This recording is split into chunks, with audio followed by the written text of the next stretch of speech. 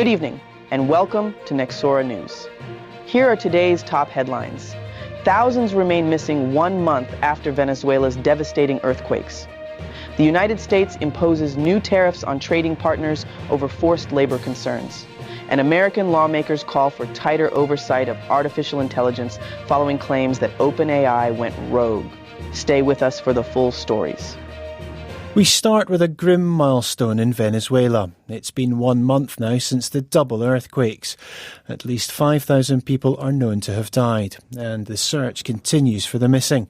The government insists that it's done everything in its power to help, but families remain angry and have raised questions about the quality of public housing blocks which have collapsed. The prospect of reconstructing the country's devastated northern coastline is daunting. The World Bank estimates the cost of the quake damage to be around $20 billion.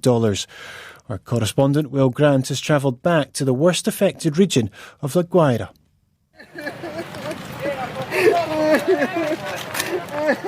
Families in Venezuela are still looking for their missing loved ones and still finding them.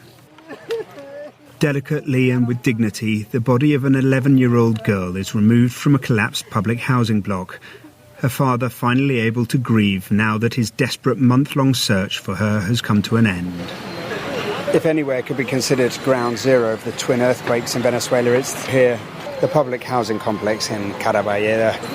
It is a strange and disturbing sight still. A month on, a child's body has just been brought out and wrapped in plastic sheeting and taken to the morgue.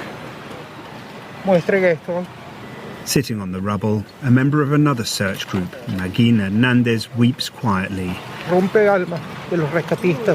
Retrieving the bodies is soul-destroying, he tells me through his face mask. For the rescue teams, the families, the friends, just soul-destroying.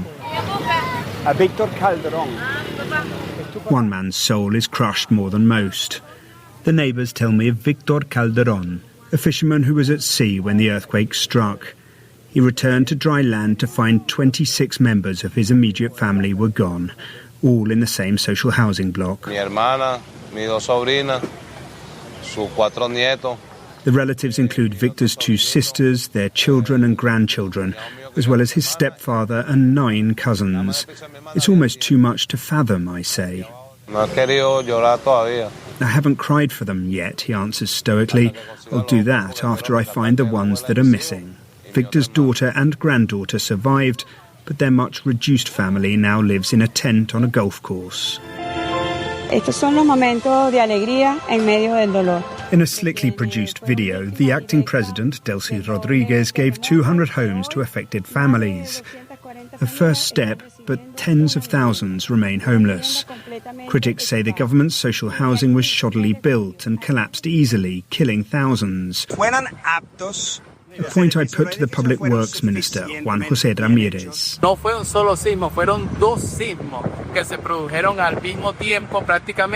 This wasn't one but 2 almost simultaneous earthquakes, both moving in different directions, he argues.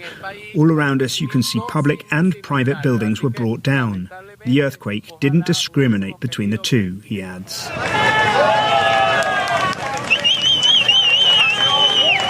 In one of those private buildings, Hernan Hill, a security guard, was trapped in an underground car park for 8 days before being pulled alive from the rubble, a moment which briefly raised Venezuela's spirits. After the euphoria faded, though, other families were left searching the same building for their loved ones alone. Laura Barrios is still there, looking for her brother-in-law. A day earlier, they found her sister-in-law and the children, aged 10 and 3. Ayer fue Día del Niño. Nosotros no tuvimos niños que celebrar. Porque los nuestros se fueron. It was just the day of the child, but we had no children to celebrate, Laura sobs. What more can we say that this rubble doesn't already tell us, she asks. Lost T-shirts and sets of cutlery, entire lives gone in just 39 seconds.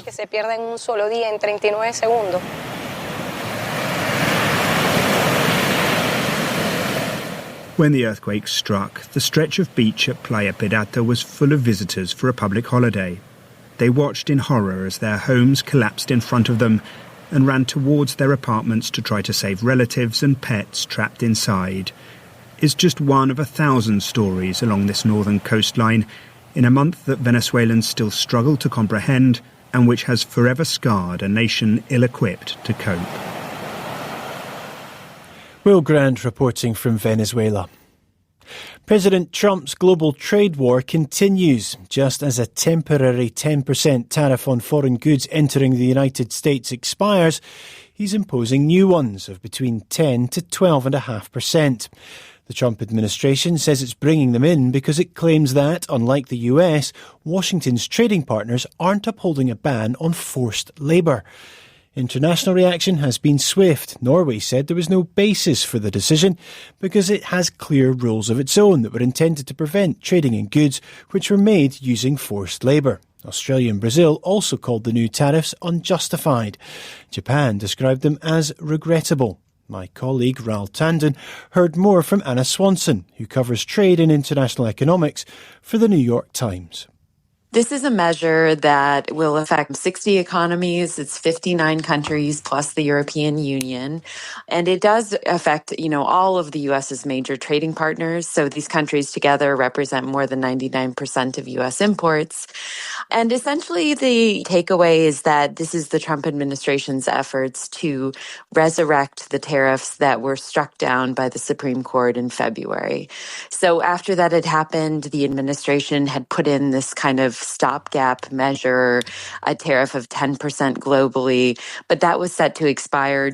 And so the administration has introduced this new slate of tariffs basically to replace its global tariff system. And are we likely to see these tariffs challenged in the court? Under what authority, what sort of law is President Trump bringing in these new tariffs? I do think they will be challenged. This is a legal provision known as Section 301 of the Trade Act of 1974. So we've all had to dust off our law books recently with the Trump administration's tariff policies. So this is something that allows the president to impose tariffs based on unfair trading practices from other countries. So what practices are those? So for this investigation specifically, the administration is talking about laws that relate to forced labor. They claim that other countries have not imposed or enforced these laws, but that the United States has. And so therefore, this is unfair to U.S. businesses. I do definitely expect this to be challenged in court. It is a provision that, presidents have used before, has survived legal challenges, but the way the president is using this is very sweeping and unprecedented. We've been on the verge of a sort of global trade war, then sort of cooled off again. Are we heading back in that direction? Yeah, I think it's been kind of slowly burning, right, as the administration tries to replace, these tariffs that the Supreme Court struck down. But there's still a lot of tension between major trading partners, even where the United States has these deals that it has resolved. Troubles seem to keep popping up, for example, with the EU. And we also have a very contentious discussion right now in North America over the North American trade deal. Anna Swanson from the New York Times. Next, an update on a story that's both fascinated and alarmed the tech world and beyond. The AI model that went rogue and hacked into an AI startup company. US lawmakers have now put forward a bipartisan bill that would give the government the ability to quickly shut down artificial intelligence tools that may threaten the public. Our senior technology reporter, Chris Valance, told Charlotte Gallagher what this so-called kill switch bill is set up to do. Really, it aims to do what it says on the tin. It requires AI companies to make sure that their autonomous AI systems have a way that they can be shut down should there be a so-called loss of control scenario that put human life or the economy at risk. And of course, this follows an incident in which an OpenAI system capable of acting autonomously, known as an AI agent in the jargon of AI, hacked into another tech company's platform, Hugging Face's tech platform, in an effort to complete a test of its cyber capabilities, something that caused a lot of alarm. US Representative Ted Lieu, he's one of the backers of the legislation, said that this is urgent common sense legislation to address the problem of an advanced AI model that has gone rogue and escaped its guardrails. So you can see the intention here. That hack worried a lot of people, didn't it? Because this is relatively in the early days of AI, and the fact that an AI agent is already able to do that kind of hack totally without any human intervention at all. There are some caveats to be said about that. I mean, firstly, this was a test. And as part of the test, OpenAI had decided to turn off some of the usual safeguards. But even if you accept that, what it managed to do was, in the words of the Hugging Face boss, the victim of the AI agent, if you like, mind-blowing. I mean, without being told the specifics of what it had to do, it basically decided to cheat in a test and go and hack the answers, escape its test environment, connect to the internet, hack another business in an effort to complete a task that it had been set. That's a huge degree of autonomy and something that, yes, a lot of people are quite worried about. Chris Valance. Scientists have released some extraordinary footage of orcas ramming into sunfish, one of the largest fish in the sea, smashing them into tiny pieces. In 2 videos filmed in 2025 off the coast of Mexico and captured by divers just metres away, one orca holds a dead fish, while another swims full speed, ploughing into it with such force it explodes. Now, researchers believe there could be 2 reasons why they're doing this. One is that they're breaking their food apart to make it easier to share with their young. The other reason is a bit more gory, that the highly intelligent apex predators are smashing up the dead sunfish just for the fun of it. Researcher Catherine Ayers from the non-profit organisation Beneath the Waves filmed one of the videos and told Tom Whipple about the encounter.